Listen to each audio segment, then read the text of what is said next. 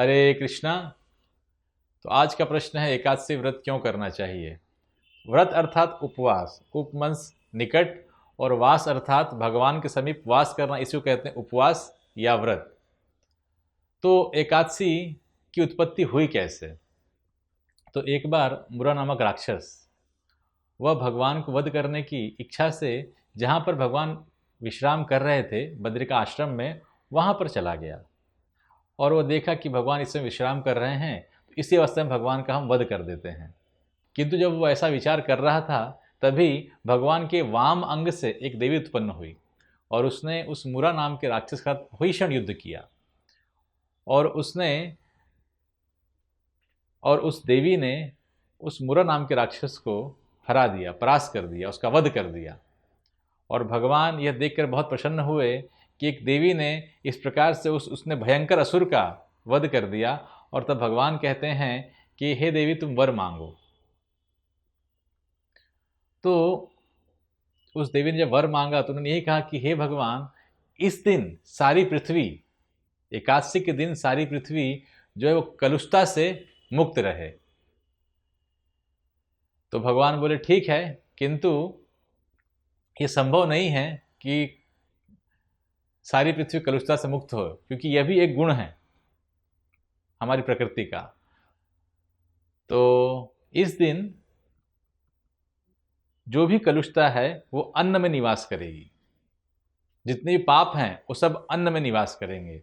यही एक रीज़न है कि जब हम लोग एकादशी से व्रत करते हैं उस समय हमें बहुत उत्साह होता है। क्यों? उस समय हम लोग अन्न ग्रहण नहीं करते हैं, और चूंकि अन्न उस समय जो है वो कलुषित होता है, अर्थात मीन्स जो पाप है उसके अंदर समा जाता है जा करके, और सारी पृथ्वी पाप से मुक्त हो जाती है।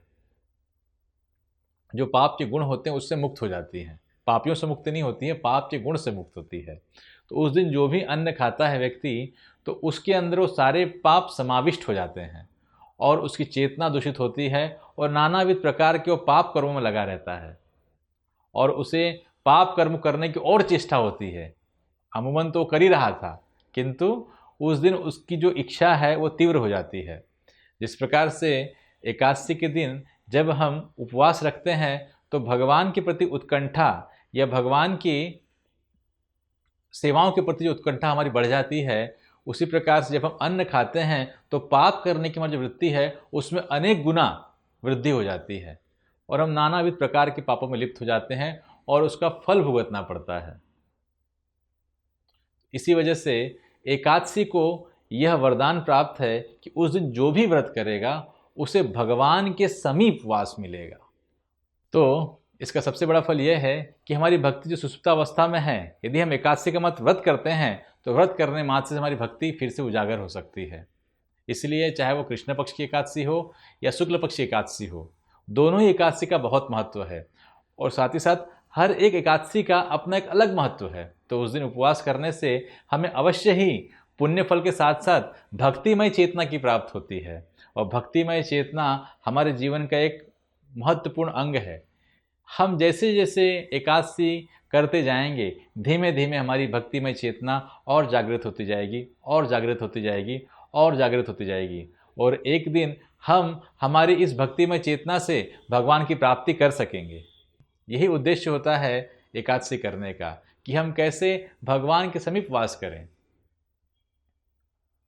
तो आइए हम सब मिल करके इसी एकादशी से एक व्रत लेते हैं कि हम यथासंभव प्रयास करेंगे एकादशी करने का, चाहे वो निर्जल हो, चाहे वो जल से हो, चाहे वो फल से हो, चाहे वो एकादशी के भोजन से हो। तो एकादशी में अन्न तो नहीं खाना है, किंतु आप कुछ फल ले सकते हैं, दूध ले सकते हैं, या फाफड़ जिसे कुट्टू बोलते हैं, इंग्लिश में उसको बाक्यूट बोलते हैं, इसकी खिचड़ी बना के खा सकते हैं।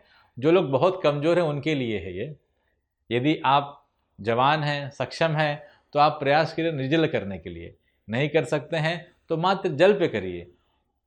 और भी अक्षम हैं तो आप दूध ले सकते हैं, और भी अक्षम हैं तब आप दूध के साथ फल ले सकते हैं, और भी अक्षम हैं तो आप अब बाक्यूट या शकरकंद, सिंघाड़े का आटा जैसे चीज़ों का व्यंजन बनाकर उसे ले सकते हैं। किंतु किसी भी रूप में आपको अनाज ग्रहण नहीं करना है, क्योंकि उस दिन अनाज में पाप का वास होता है। यदि आप उसे ग्रहण करेंगे तो वो सारे पाप आप में समाविष्ट हो जाएंगे और आपकी जो पाप करने की प्रवृत्ति है वह 10 गुना बढ़ जाएगी।